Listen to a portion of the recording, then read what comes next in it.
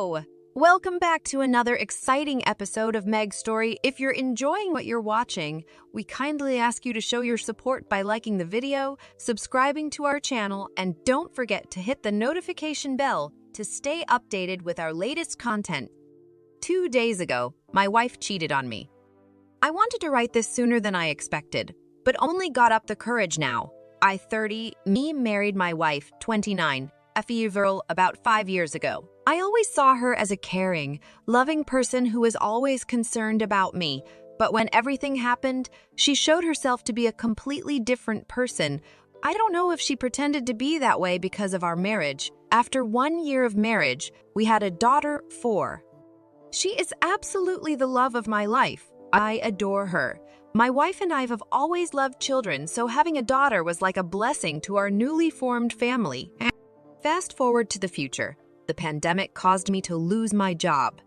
My wife continued to work in an office while I did jobs anywhere possible, as my wife and I fought regularly because of this.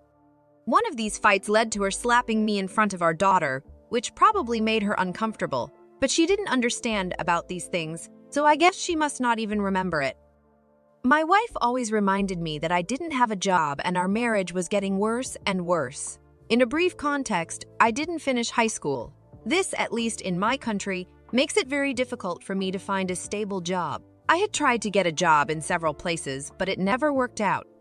So 2 days ago, I came home early after helping to make some deliveries for extra money. I entered the house only to see a scene that simply never left my mind. My wife was there in the kitchen, having sex with a guy from her office. She saw me staring at the scene, completely unresponsive.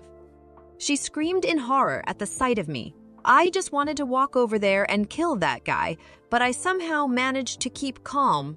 I left the house with my wife's car keys in my hand, since I don't have a car and needed to pick up my daughter from school.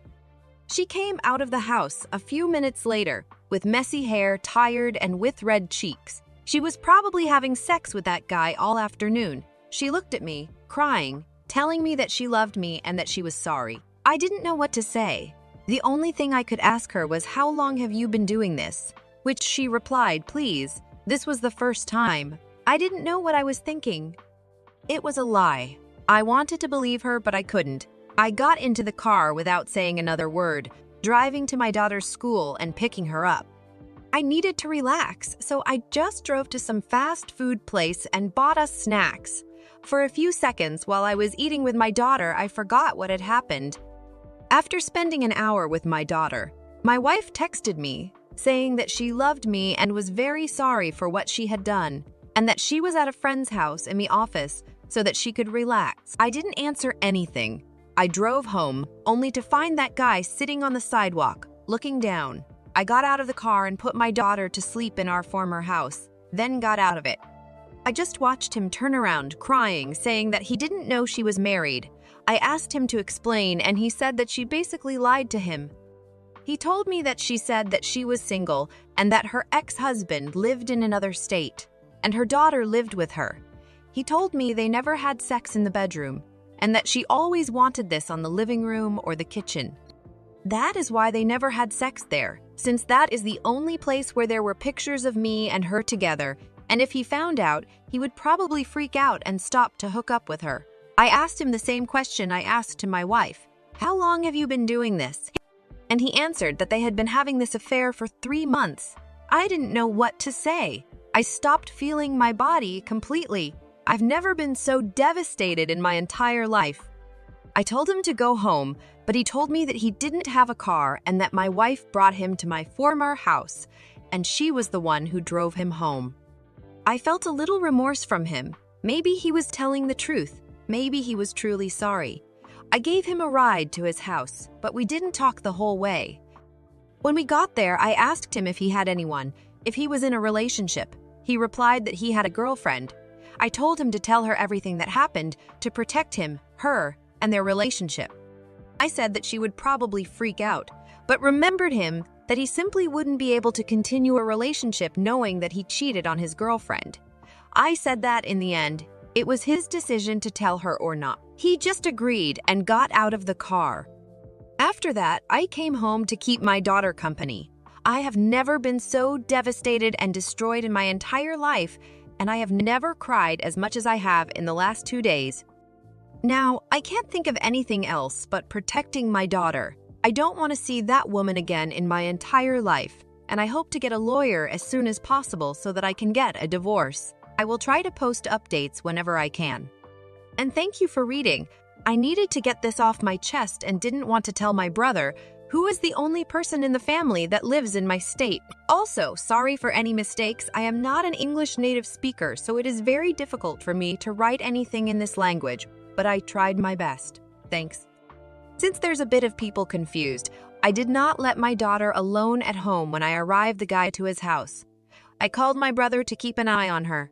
I just felt bad for the guy. Maybe he was sorry, I dunno. Edit Tuesday. So yeah, I felt like I needed to do this edit because there are many people talking about the fact that I drove the guy to his home. I felt bad for him deep in my heart. I felt truly sorry for him, so I just felt I needed to do this. And yeah, looking back, it was a parenting neglect, even if my brother was taking care of her. I shouldn't have done this, and this will probably have a lot of effect on the divorce case. Thanks for all the comments. We'll probably send a update soon. I just wanted to give y'all a quick update on what's been going on. Right now, I am already contacting a lawyer about what all happened, and he said that my situation, it's not so good and that I will never get 100 of my daughter's custody. And the best option is to try to get a 50 custody, which I accepted immediately. I want my daughter to still see her mom, because that could be too traumatic for her to handle, her mom just disappearing from her life like that.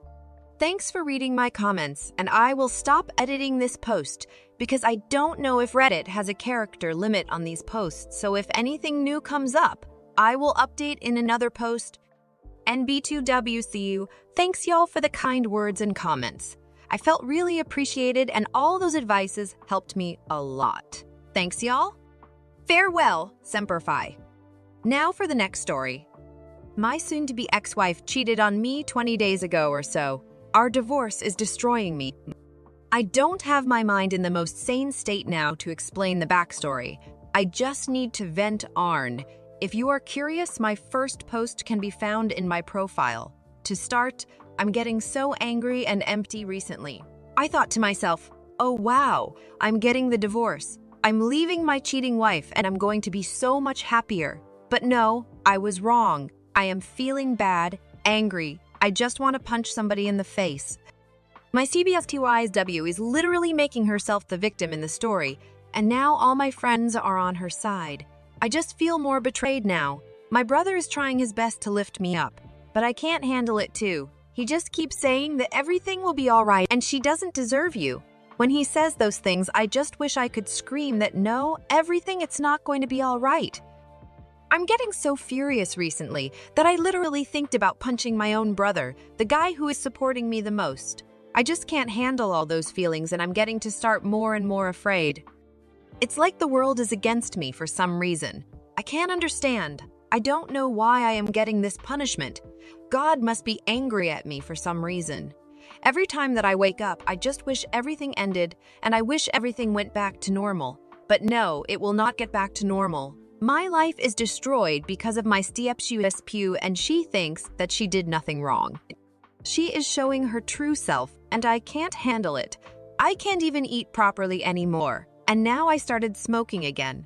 I just ignored the fact that I almost died years ago because of my reckless smoking, which just drives me more insane. I won't be posting any more updates here because I am 100% sure that my STBSU will win this divorce. I just wish that I didn't caught her cheating.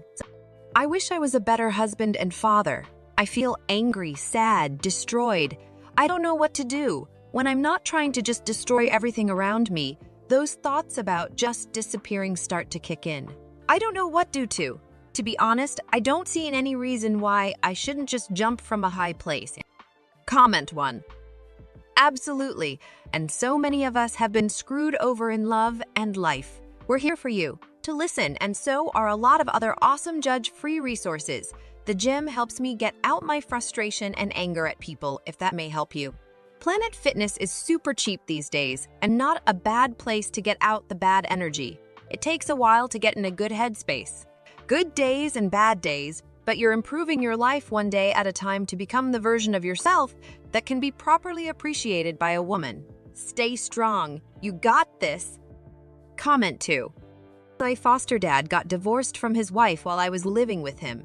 8 years it took the divorce proceedings to go through. She had cheated on him, become a severe alcoholic, and heavily bullied their only daughter. The final straw for Kevin, my foster dad, was her saying it's me or the kids. She meant the kids he took in. I am his only official foster, but he has spent the last 20-30 years feeding and helping all the neighborhood kids. She took him for everything he had in the divorce. It had to be the hardest thing for him ever because I was an abused child, physically, sexually, and mentally. So in the last 5 years of divorce proceedings, he was also trying to raise me. His hair eventually went gray from all the stress. But it's been 10 years since I got old enough to leave his care, and he's never been happier. He stayed true to himself and what he believed in, and now he's happily remarried, living on a huge farm, working hard as an animal dad. He deserves it, and he loves it. Life is really fucking hard, but those little beautiful moments, the ones that seem hard to remember during sad times, those are the moments that will get you through hell. Please don't give up. You are a beacon of hope for yourself. Try and see all the good that comes from having you in this world.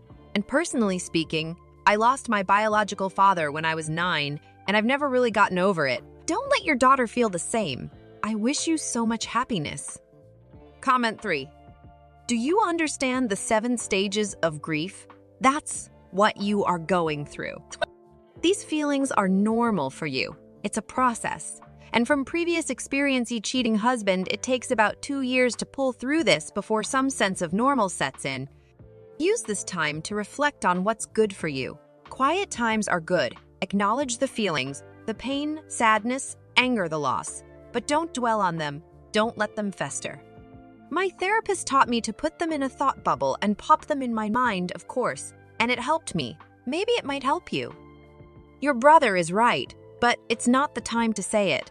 You need someone just to listen right now. Someone you can bounce off these thoughts and feelings, someone just to listen and accept. This is your normal for the moment.